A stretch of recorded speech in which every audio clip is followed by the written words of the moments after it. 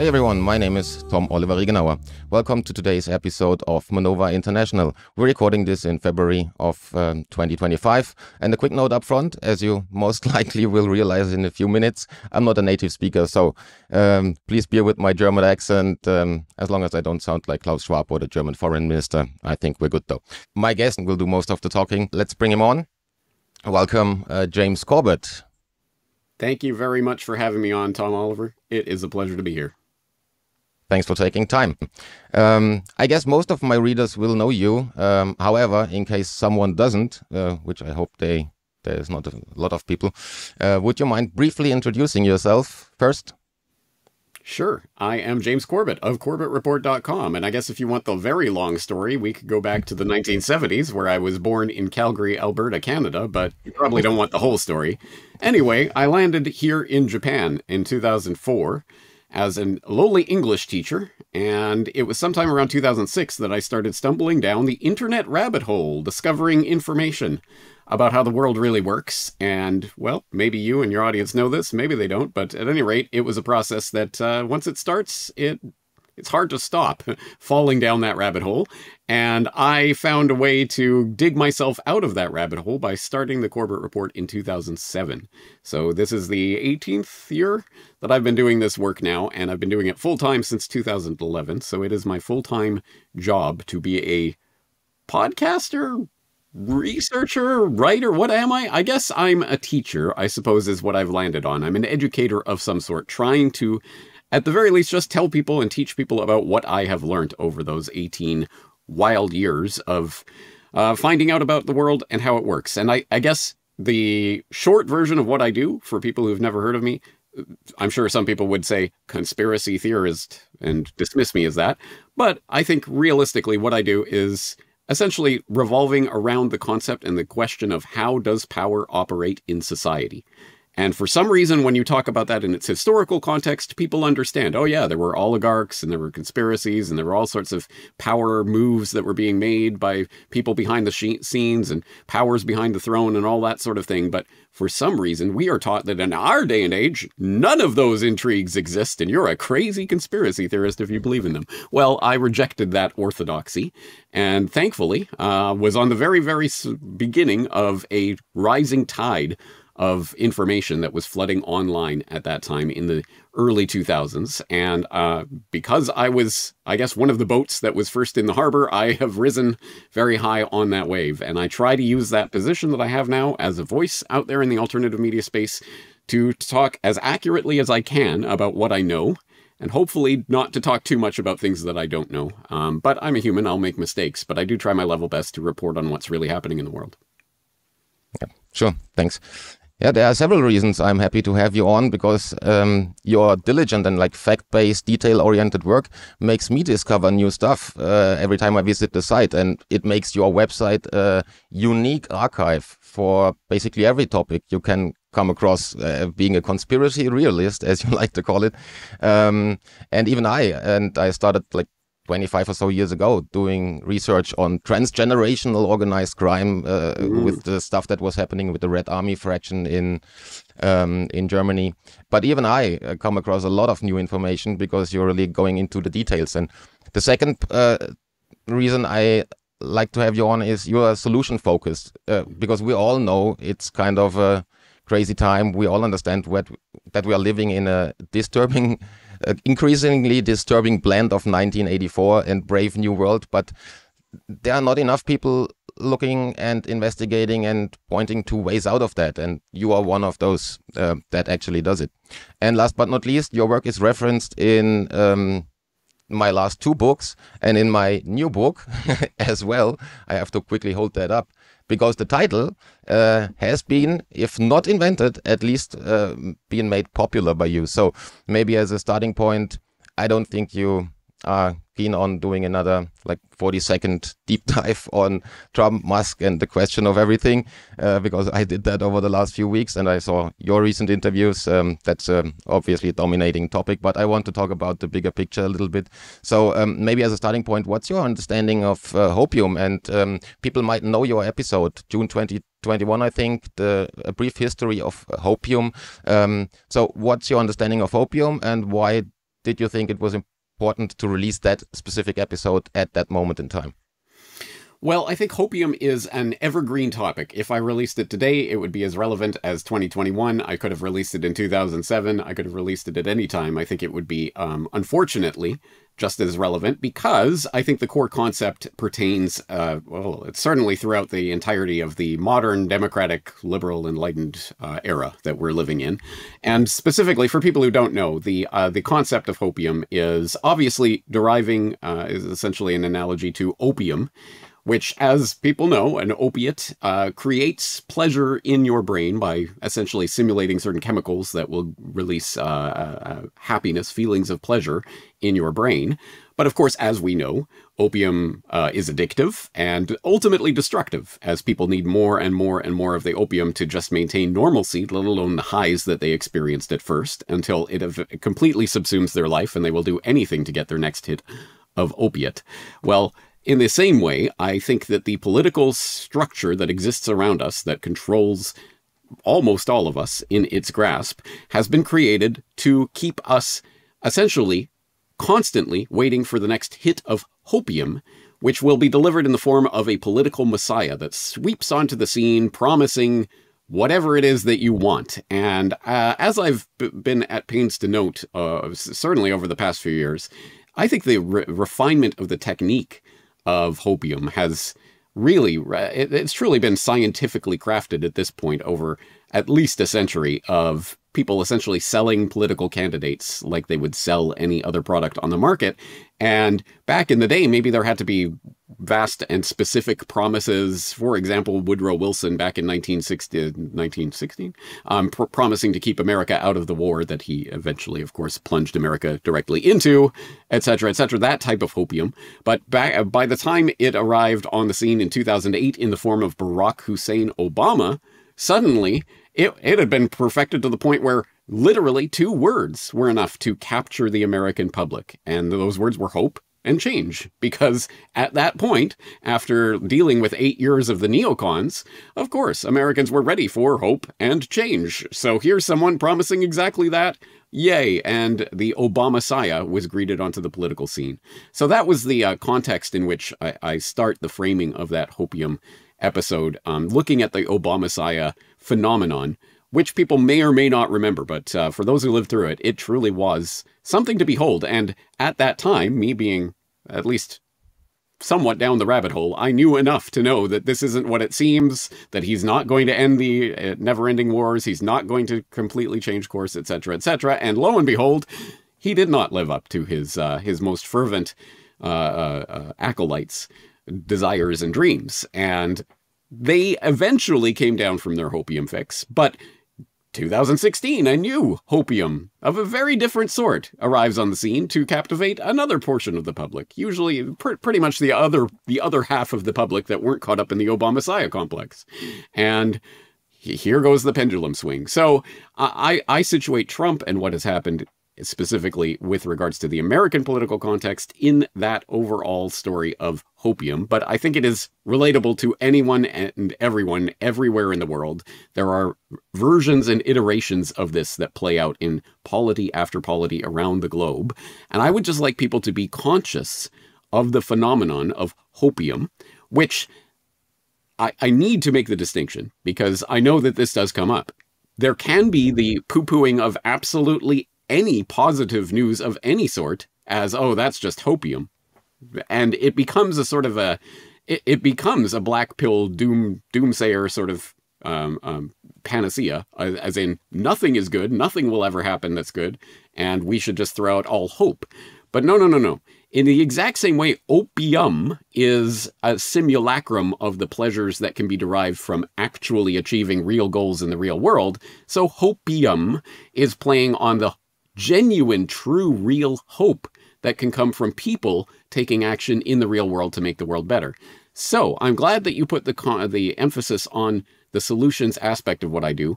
I've only been doing Solutions Watch, my weekly solutions-oriented series for the past few years, but I have, if you go back through my archives, I have been talking about solutions and had various solutions podcasts for many years, precisely because I think, no, we don't throw out the hope out with the hopium. No, we separate the hope from the hopium. The hopium is this political nonsense that they parade out in front of us. The hope is what we can do once we realize we are sovereign individual human beings, and that the entire complex of illusion and propaganda that has been foisted upon us to get essentially our identities invested in this phony political system that's leading us along by the nose to a place where we don't want to go is a false construct. And if we take our own power back into our own hands and create communities of interest based on what we want to accomplish in the real world, we really can change the world. That is hope versus the hopium that they feed to us on the political stage.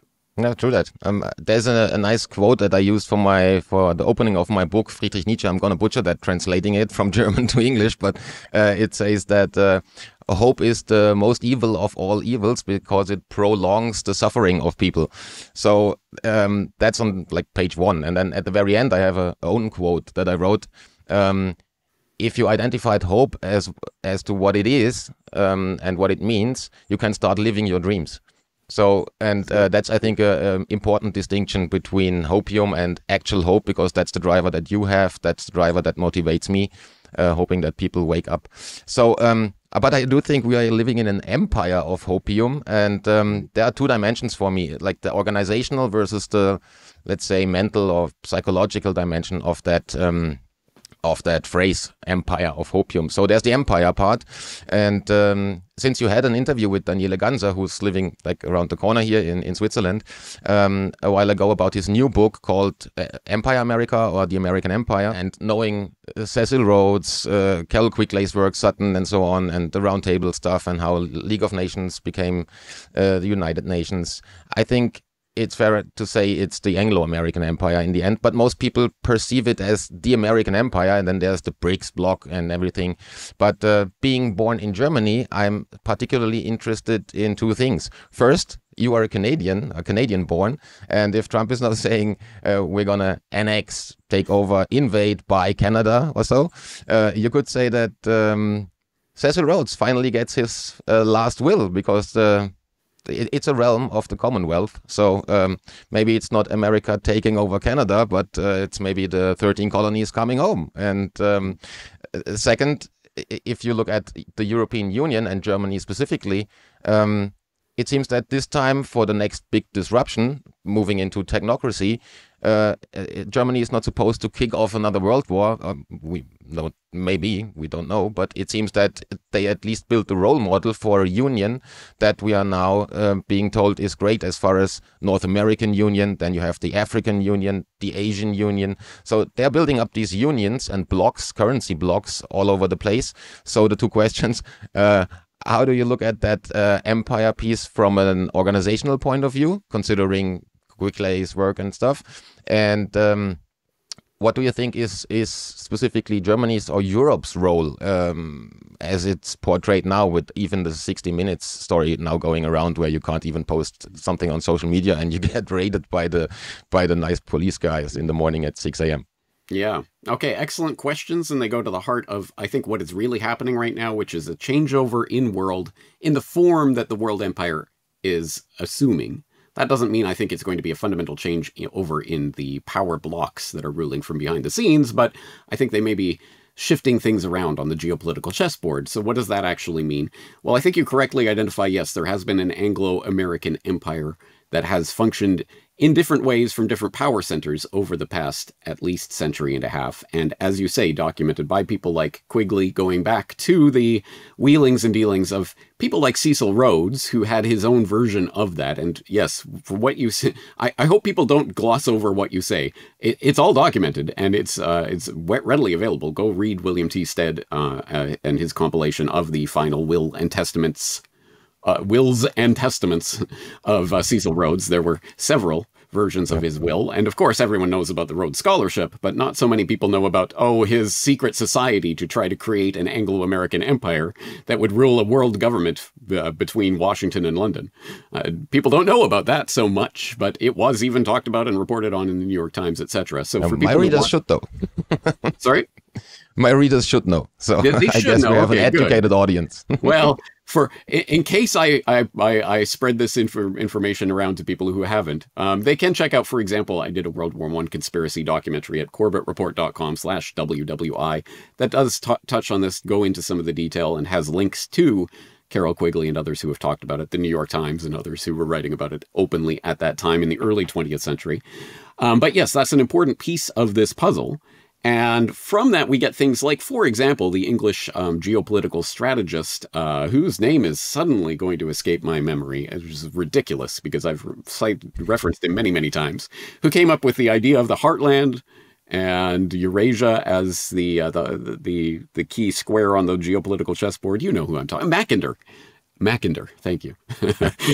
Yes, who wrote about the essentially the geopolitical chessboard as it existed in that early 20th century, and how the Eurasian heart of essentially what he called the world. God, I'm not going to remember all of this off the top of my head, but he had a name for essentially the Eurasian landmass, and the sort of the core of that. Just happened to be where Zbigniew Brzezinski was writing about in the 1990s is going to be an important part of the geopolitical chess machinations in the coming years. And then suddenly we get this strike out of the blue on 9/11 from some terrorist who's being hosted in Afghanistan, and which is going to necessitate a generations-long war of occupation in the heart of the Eurasian landmass there for the Anglo-American Empire. Surprise, surprise. So this has been an important part of this. And from that lens, we can see actually really the traditionally British strategy of controlling Europe has always been to pit the strongest continental power against basically everyone else in order to keep them divided. And that has taken different forms over different centuries, but in the early 20th century, a core part of that was suddenly this forming of this triple entente, which would have been unthinkable previously, but suddenly Britain and England and Russia are teaming up against Germany. What's going on here? And that eventuates into World War I in a very strange way. And then we get in World War II, of course, we get again, Germany and Russia being played off against each other as a key part of that divide and conquer.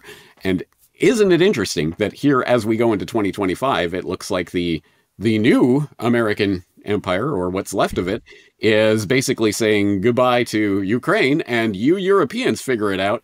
Now, you Europeans are going to commit all your forces to standing there on the border between Ukraine and Russia, and you're going to get in the middle, and it's going to be a European war again. I don't know. I don't know what that means, but historically speaking, it does look like something we've seen many times before. And in fact, I did write about this several years ago. I'm not going to remember the name of the editorial off the top of my head, but I did talk about how essentially there was a war for the heart of Europe that's going on between the Anglo-American Atlanticist empire versus the BRICS side of the equation. And whose side is Europe's bread buttered on? And which way are they going to, what calculation are they making here? Well, that is the type of calculation that certainly in the old order, the post-World War II order, was very simple. Yes, Pax Americana, it's an American world. The American unipolar polar power is the umbrella. That is obviously coming into question now, and the switch, the changeover in geopolitical reality will undoubtedly bring some incredible geopolitical fireworks, and I don't mean incredible necessarily in a good sense, as we could very well be seeing the return of hot war to Europe and elsewhere around the globe. So I'm not looking forward to any of that, but it is the times that we're living in, and I do think it is important that we understand this history of who has been manipulating and coercing geopolitical events for at least the past century and a half, so that we have some understanding of where things are heading from here. Yeah, true. And as it seems, then Germany is again taking a lead role in getting that disruption done. It might be hot war. It might just be the European Union being a role model for the other blocs that they are building. And it's funny that the likes of Alex Jones have been opposed to anything like a North American Union in the past, but now it's kind of a thing, and it looks astonishingly similar to the TechNate that they had planned in the 30s. No? So and I did write a lot about technocracy. You did as well, and in the light of your World War I conspiracy documentary, plus the technocracy background that was taken over by, or that was at least a favorite idea of Rockefeller and the likes of that oligarchy elite. It's astonishing as to where that. Or I'm wondering as to where that's going, because there's a likelihood of war, of hot war, but it seems, for me at least at the very moment, that's maybe more focused to happen in the context of Israel, Gaza, and Iran, that they are still not having under control. Where they need to drop some more democracy, it seems, and then you have that other area in Europe. But the way that global governance has to function is that it needs to be organized. So something like the UN is always overlooked. People always talk about the pandemic treaty and that they want to leave the WHO. But nobody really talks about the UN, because it's this amazing, colorful, inclusive organization that does all these fantastic things, just like UNESCO, where people forgot the founding documents. So... and I just came across that. I'm not sure if you saw that. There is a website called globalgovernanceforum.org, where they talk about a revision of the UN Charter, a second UN Charter that is supposed to be ready by 2030. That's where the official ratification process has to begin as per that timeline. And that interestingly includes a global army, a global tax model, all that stuff that the European Union already has as an umbrella above all these countries. So for listeners and viewers, you might want to check out that globalgovernanceforum.org website. It's a UN affiliated one. And I have not seen that. I know of various organizations that have existed, continue to exist, that have forwarded various world charters, earth charters, those types of things, world government ideas, but I haven't seen that one in particular, but it doesn't surprise me in the least. However, I would say that I think the true global government unmasking itself and being revealed is probably not in the near term. The near term is the regional government solution to the problems that plague us. And as you say, suddenly the North American Union is being normalized and even actively cheered on by elements of the supposed resistance that were supposedly dead set against globalism a decade or two ago are now actively cheering it on. It is a thing to behold.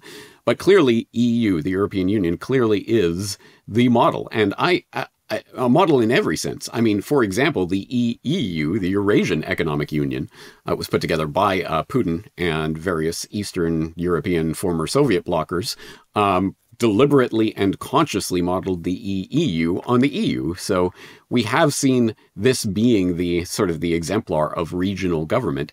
And I do find it particularly interesting. Again, I was writing about this several years ago, that I can't remember who at the time floated the idea of the EU army. We need an EU army in order to be able to respond to things that NATO doesn't want to take over or whatever. It was largely poo-pooed at the time, but suddenly now, hey, it is the rage. And what is it we just heard the other day, $800 billion or something like that, in terms of EU new commitments of funding to fund the defense industry, because they're suddenly very, very interested in getting their chops into Ukraine and anywhere else. We're seeing the formation of some sort of real deal EU army in real time here. And again, it is being actively cheer-led by the populist movement that's totally crushing people, crushing the government by getting people to trust in government and want more expanded regional government again. It's very, very confusing. But no, clearly, I think the real underlying agenda here is technocracy, and that might be difficult to see at various stages. But I think the easiest way to understand that is to see the picture of Elon Musk appearing at the World Government Summit via Zoom link, of course, talking about how he's tech support for the White House now. And people, again, the very people who were supposedly resisting this agenda are now the ones absolutely cheering it on. Yay, Doge is going in there and fixing things. And how are they doing that? Well, slashing a lot of jobs and things. Yay, great. Getting rid of the waste and spending by putting algorithms in charge of monitoring and checking. Oh, the algorithm has told us that these jobs can all be cut. And for example, we can cut all probationary officers in these various departments. Oops, well, those probationary officers in the Department of Energy who happen to be on the Special Nuclear Task Force aren't really probationary employees. They're people who have moved positions within the past year. And we accidentally cut a couple hundred people from maintaining the nuclear stockpile that we didn't mean to do. We immediately rescind their layoff. Oops, you know, these are the kinds of things that happen. Ha ha ha. Anyway, that's just one of the things that can go wrong when they start implementing the technocracy. But the thing that is more existentially dreadful to me is not that this technocratic ideal will make certain mistakes like that along the way that can then be corrected by the humans who come along after it. It is that it might actually work. And yay, they may actually start to cut some of the waste and fraud and spending and all of this, and people will cheer it on and go, good. You see, it shows we do need the ever-loving, graceful machines and their technocratic engineers in charge of things because they, gosh darn it, can do a better job than these pesky humans. We are seeing the normalization of technocracy right before our very eyes. And again, it is the people who were erstwhile resistance leaders who are now fully on board and cheering on their own technocratic enslavement. True. A lot of my readers are astonished as well as to where did all these people go that the last 5 years have been criticizing the government. Now they're cheering on the next one. And I agree as far as the regional blocks are maybe the focus area before it gets to any form of like global government instead of global government. Governance. Yeah. But yeah, it's interesting that these... Can I just ask a question? Just a point of order. Yeah, go ahead. Is there that same wordplay going on in German? Is there global government versus global governance? Nah, there's a lot of stuff that works fantastically in English, like election and selection, that you can't do in Germany. It's just too complicated. In Germany, it would be called Weltregierung, and the other one would be Regierung. So that's this world government and government. Doesn't flow off the tongue, no.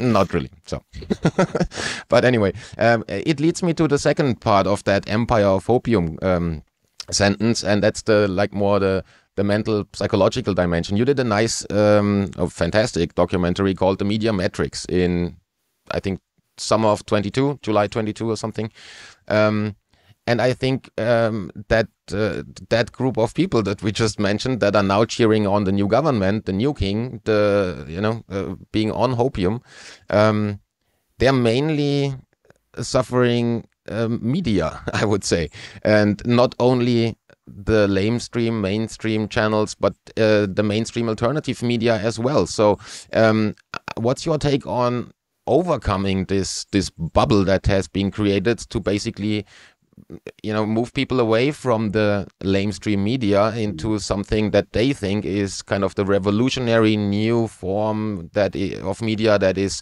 pursuing truth and facts, and in the end does the same thing, because it's not about the stuff that they are talking about, like maybe they even get rid of the Federal Reserve for some blockchain type of thing, but it's the stuff that they are not talking about that concerns me. So what's your take on a solution-focused, take on how to overcome that? Because as you pointed out I think just yesterday I saw an interview where you said, if you want to have mass adoption, you actually need YouTube because the other stuff doesn't work properly, doesn't reach that many people. So how do you envision that going forward? Well, let's start this exploration with an observation. When Elon Musk went about basically laundering his money into reputation and ultimately political capital, what did he do? He acquired Twitter. He's paid, what was it, $47 billion or whatever it was to get Twitter. Why? Because media is the point at which you control nations. Internationally at this point. It used to just be you could control the nation by controlling the media. Now you can control the globe to some extent. And I think that was absolutely an important part of the creation of the Muskian empire.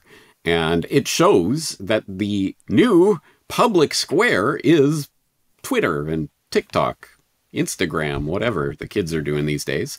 And I think that really does speak to the moment in time that we are at, which is a moment in time that is both incredibly hopeful and incredibly hopiumful.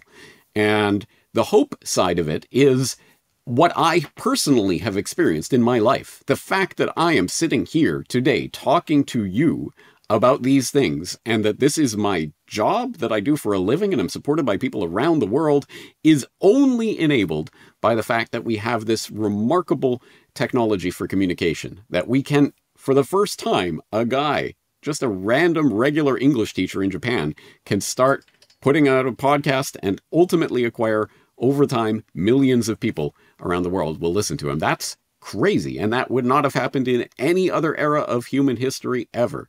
I would never have had a voice in any other era except this one, because of this remarkable revolution we're going through. So I am particularly keen and attuned to the fact that we have lived through a revolution because I've experienced it. Having said that, what is the hopium side of this is that, yes, people start to... it's the old adage, the old English adage. I don't know if there's a German equivalent, but first they laugh at you, then they fight you, then you win. Something along those lines, right? Exactly in that context, 2 decades ago when I started, the idea of, where did you hear that? On the internet? Was a common joke, because that's ridiculous. You know, random people have blogs and things. So you're not going to listen to them. You're going to listen to the fact guardians at the mainstream media institutions, the establishment mouthpiece Mockingbird media. And over the course of the past 2 decades, how that has changed to the point where, yes, after cable cutting and ultimately people starting to realize how much they're being lied to, they have flocked away from the establishment media towards the internet. And now the idea of actually getting your news simply from TV or something like that would be ridiculous. No one under 40, 50 years old would do that, right? Now, unfortunately, what that means is 20 years ago, the establishment was fine by just simply laughing at people like me and the internet revolution. But now that they're taking it seriously, well, not only have we seen the ridiculous, failed, aborted, silly attempts of establishment media to try to craft some sort of online presence that has not really gone so well over the past couple of decades, even with the thumb on the scale of things like YouTube, where they algorithmically up-rank the trusted news sources and de-rank people like me and others. Well, obviously I've been deleted, but you know what I mean. Not only has that been going on, but still people generally understand that CNN and mainstream media establishment pieces are lying to them.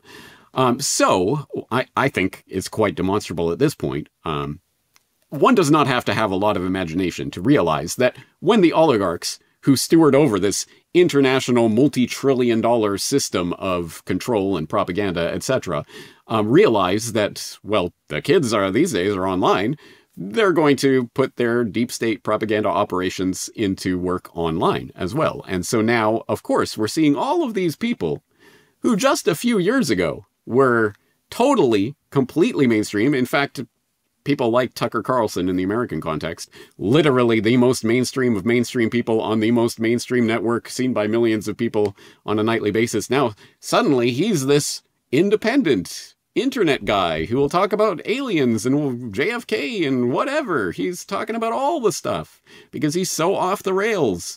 And, oh, by the way, Trump and Musk for the win. Yay, technocracy. So I think there is obviously a danger in this, as is being called these days, the mainstream alternative media, the laundering of certain previously establishment people's reputation so that they can now function in the independent media space. And people who just fell off the turnip truck yesterday and just started realizing they're being lied to are now casting about and looking for, well, who do I trust? Oh, well, okay, that guy. And he's independent. He used to be on TV. Now he's on the internet. Okay, good. I found something that I can rely on. Now, to a certain extent, I sympathize with people for that, because I certainly went through that process when I started falling down the rabbit hole and realizing, wow, I think I've been lied to about a lot. Who do I trust? What do I do? Like, what is the source of information I should rely on? It was a deeply disorienting process to fall down that rabbit hole. But that was back in the early 2000s when things were significantly less higher stake and higher paced than they are now. And people who have just in the past couple of years started casting about, I truly do pity them, because it is a much, much more chaotic and much more infested online environment than it was back in the day. So they have my sympathy, but unfortunately, sink or swim, and a lot of people are going to sink as they fall back into the habits that have been inculcated in them over the long term, which is, generally speaking, that this is all a spectator show. It is a show that they are watching, and you tune in to certain shows to get information. And this guy's going to tell me the truth. I can trust this guy. Whereas the true, actual, not hopium, but the hope-filled alternative is the breaking of that paradigm altogether. And as I always stress, don't trust James Corbett. Please don't believe James Corbett. James Corbett will post all his sources from that he's constructed his argument from and invites you to go and look at them and come to your own conclusions. And you have to strap on the thinking cap and you have to start thinking for yourself, because no one is going to come down from the sky and hand you all the information that you personally, Tom-Oliver, you need this information in your life and this is how you should live. No one can do that, even if they were trying to do that for you. You have to take some of your intellectual, cognitive sovereignty back into your own hands and start making decisions for yourself, parsing information for yourself. That's a lot of work, I realize. And that's precisely why this is not a popular message. People want the easy solution. So the people who come along and say, don't worry, just trust me, this is the truth, and I can tell you exactly what you need to know, are going to be more popular. Having said that, it is an arms race. It is a propaganda arms race, and which side will win out on that? I still have hope in humanity, because I truly believe that people... Here's the thing. Here's one way of looking at it. They can sell you a lie by pumping it out through every single arm of their propaganda octopus that's encircling the globe and telling you 18 ways from Sunday that the sky is red, the sky is orange, the sky is green, the sky is purple, the sky is not blue. You're stupid for thinking that. You're crazy for thinking that. Oh my God, they should lock you in a cage. And that can work for a period of time, and people might start to think to themselves, well, maybe it is green. I don't know. It's kind of greenish. And that can have an effect. But ultimately, they have to continue to press and to spend billions upon billions upon billions of dollars to get their propaganda networks to force this upon the people over and over and to drill it into them. And all it takes is for that little child to recognize the emperor is wearing no clothes. Wait, it's blue. And boom, the lie is over. It is broken. The spell can be broken. And that is the moment that we are starting to understand. People are starting to wake up, and they are doing more and more crazy propaganda narrative moves to try to keep people back in the system. But I think it's the beach ball they're trying to push under the water. It's gonna pop back up. Yep. And when it does, man, that's going to be something to behold. The crazier it gets, the better our chances for providing some fact-based reporting. And as Last American Vagabond used to say, don't question everything and come to your own conclusions. So, but there's one nice quote, I think, that leads to an even deeper view on things. That's Jack Dorsey, Twitter founder, who said wrote a while ago, it's not about freedom of speech, but it's about free will. Yeah. So we are not fighting for freedom of speech, because you can basically say everything. You might get raided, depends on what you do and where you are doing that. Yeah. But it's about free will, and I think there's an important aspect of social economics and Richard Thaler's nudging stuff that we saw as a dry run or so, test a pilot during the COVID phase. Yeah. And you have, if you walk around in your city, there are these, they call it zombies over here in Germany, smartphone zombies, a combination of those two words. And it was the youth word of, I think, 2017, which is kind of telling. A lot of people have a hard time believing that, those 10, 20, 30, 40% of the population that are questioning everything can turn things around because of the amount of people you see walking around like zombies, being hooked to their devices and having those dopamine addictions that Sean Parker talked about famously. And we're specifically engineered into this technology to get people addicted. This is not some conspiracy theory. Again, it's openly admitted. They concertedly put their engineering time into making these devices as addictive as possible. And lo and behold, many of the Silicon Valley moguls will not let their children use these devices. I wonder why. No, you hit on, I think, yeah, this is the profoundly important question. In fact, even more profoundly important than the question of the content that is being conveyed through this media. That is important, but more important still is the media itself. As my fellow countryman Marshall McLuhan would observe, the medium is the message. So what is the message of this electronic media? And unfortunately, you're exactly right. What Dorsey says there, I hope people don't poo-poo or dismiss that. That is incredibly important, existentially important. This isn't about freedom of speech. This is about free will. What does that mean? To get something of a handle on that, there was a internal Google video that was released several years ago called The Selfish Ledger. Look that up, The Selfish Ledger. For people who haven't watched it yet, just watch it and realize how creepy it is that Google, for example, understands, truly does understand, that the information that you are taking in and the way that information is being fed to you can start to essentially program you into a certain life path. And I've approached this...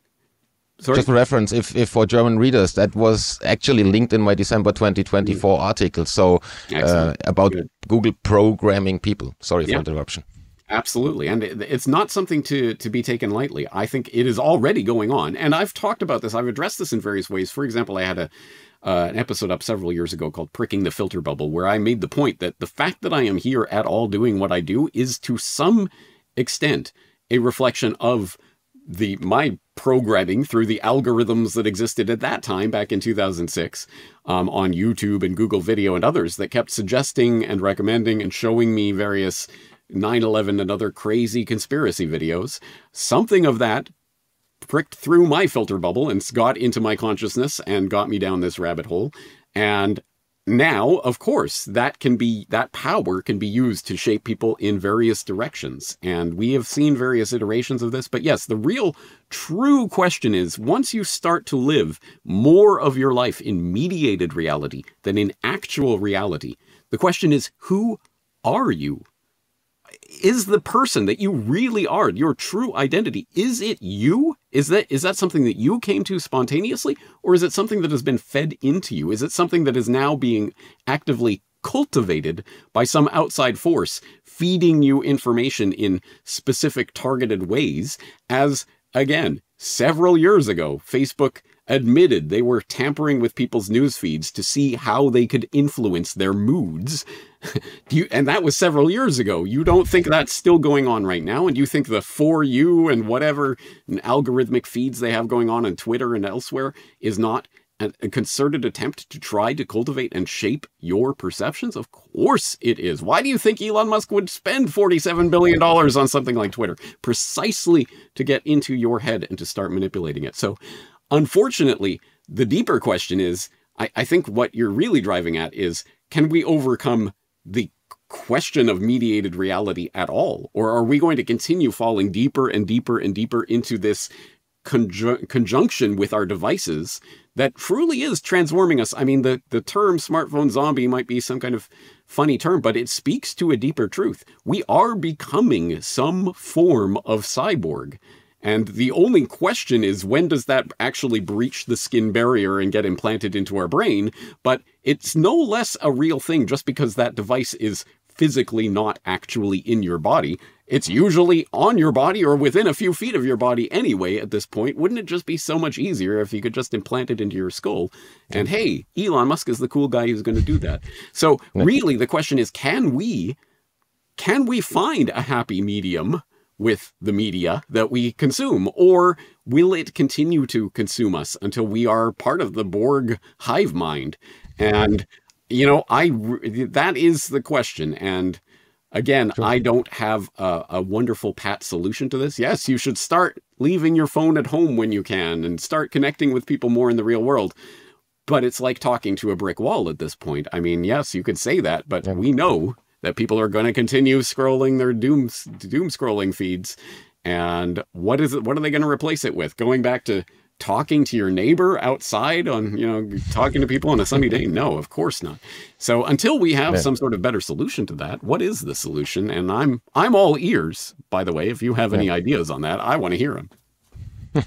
Yeah, I mean, that's why my previous book was called Truman Show, and it has that one sentence. You can decide if you want to live in a lie or the lie. So it's a very big difference.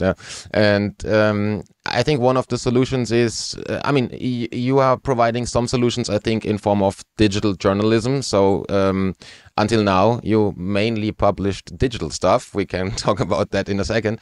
And you, correct me if I'm wrong, you are hosting your own website. You're doing basically everything alone. You're owning your data. You're owning your videos. If the Corbett report URL gets canceled, you can still access your server via the IP address or something. So that's, I think, spearheading autonomy in a very specific form on the digital side.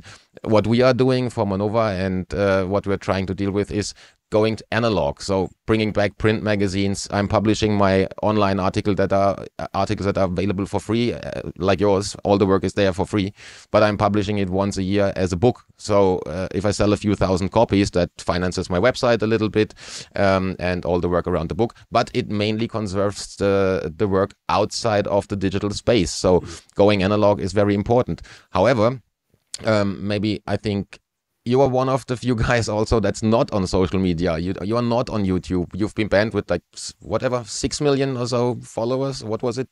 I had about 600,000 subscribers. I had 600,000. However many tens of millions of views. Yeah. Yeah, millions of views. So, but from your perspective and also being a father, having a family, how are you dealing with that in from your personal point of view? So, how are you keeping up with mental, resilience and because a lot of people ask me, it's all black pill journalism, it's always bad, but information is information. It depends what you do with it and how you react to it. That's true.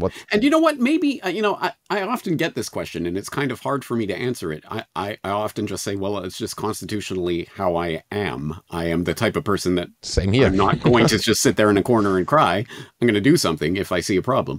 But having said that, perhaps there is, to some extent, I do have I have a conscious awareness of the difference between mediated reality and actual real world reality. And what I am ultimately fighting for is my real world reality with my family. I want the world where I can play with my kids and have fun. And in order to do that, I have to confront this craziness that's taking place all around us and that's shaping people's perceptions and turning the world into what it is. But in that sense, maybe it's like strapping on the helmet to go to war. And if you can take the helmet off at the end of the day and enjoy your family, isn't that ultimately what this is about? And I am grounded in what I am doing, why I am doing this. I'm not doing it because I'm afraid or I have hatred in my heart or I'm trying to fight some sort of war or something. I'm doing it out of love because I love the world that I'm in. I love the people in my family and those around me. And I want to preserve that. And I want to preserve that space where we can just be ourselves. That sounds like a world I want. So it is a fight, but I am able to take the helmet off, so to speak, and enjoy the world around me. And I have a lot of sympathy for people who are not in that position, people who don't have a family around them or people who don't have that thing that they're fighting for.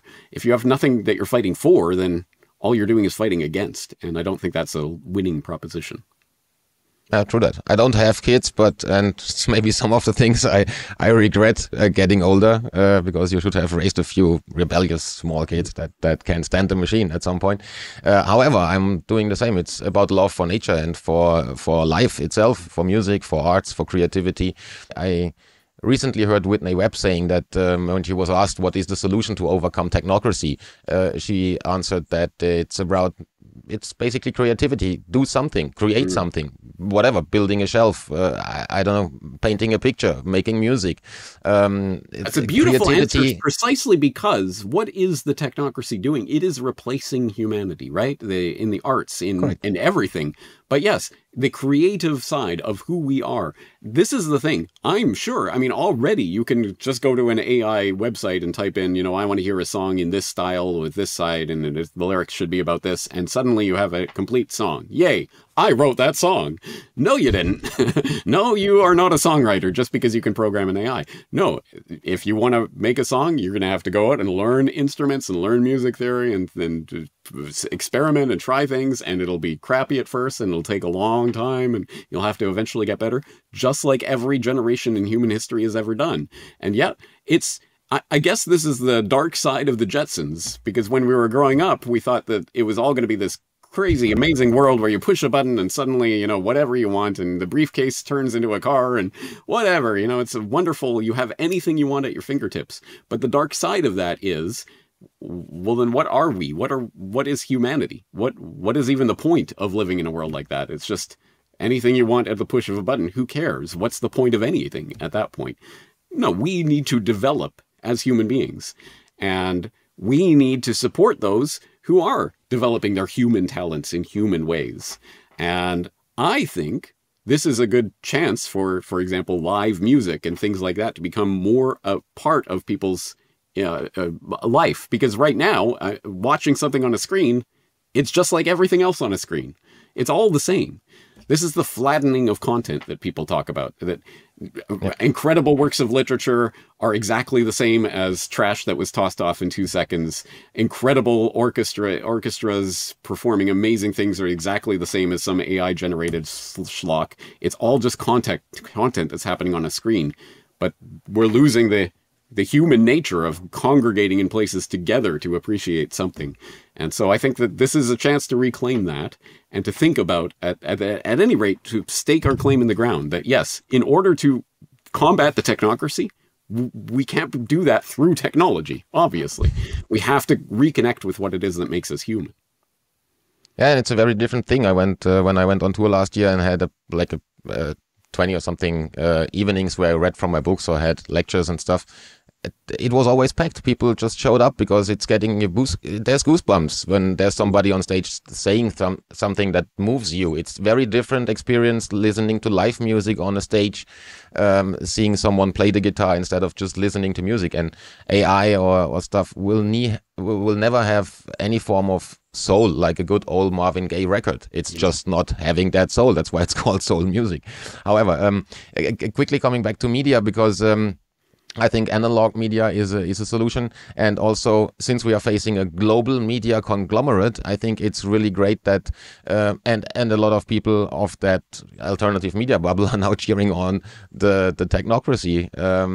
I think it's important that there's more international connection. So you have a lot of guests on your show from different countries. You are also trying to make global connections, because there's often I hear people talking, there's a referendum in Switzerland, but about the constitutional rights for analog life, but I don't know any details. So I'm coming back once I know. So it's great to have a little bit of a global connection and develop synergetic effects and have an exchange on what's going on here and there, because I guess that's the advantage of technology. It brings us together in terms of understanding and information, but it doesn't replace meeting people in person and fighting for your own life. So maybe last question. I know you have a hard stop there. The technology aspect of things. So there is like Odyssey, Bastion, Nostra, where we're building a portal as well with a side project. Do you think, as far as censorship resistance, that's something that's sustainable going forward? Or do you think, I mean, the internet is it's a few key spots that you can pretty much still switch off. So that's why I'm not fully trusting any digital currency and stuff. But what's your take on that one? Right. No, well, I guess maybe it comes down to people's fundamental perspective and orientation within the framework of solutions and what they are thinking of and looking for in terms of solutions. If they are looking for something that lasts forever and always in all possible contexts from now until the end of eternity, yeah, probably not, right? But does it work today? Is it good enough for now? Are there people there that we can start to form something? That, I think, needs to be more of a realistic framework that we use to approach solutions. And that is why Solutions Watch that I do on a weekly basis is oriented towards, hey, all of these are provisional ideas and they all need to be whatever, reformed or rethought within whatever context you are in. But these are ideas that have worked here for these people in this way, and it works for this time, but it probably won't work later. I just got an email from someone the other day.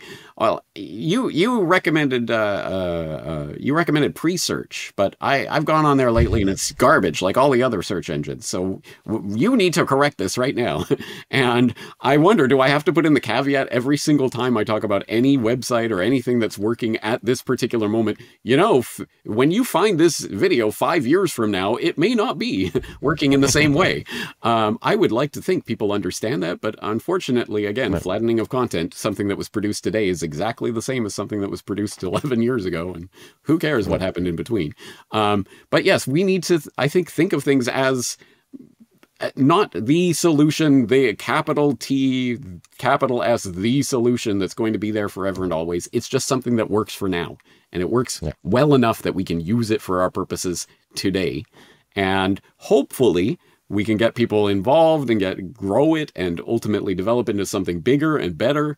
And it'll take many turns along the way, I'm sure. And there will be outside forces trying to knock it down. That's another way that people try to poo-poo solutions and ideas. Well, yeah, if you build that, well, they're just going to come and attack it. Well, okay, so what is the solution then? Just don't do anything and just go along and do whatever they say. And then you'll never have any opposition from the government or whatever. I mean, obviously, of course, there is going to be conflict. It's going to be messy. It's not always going to work. Sometimes we'll go forward 2 spaces and we'll get pushed back 3 spaces.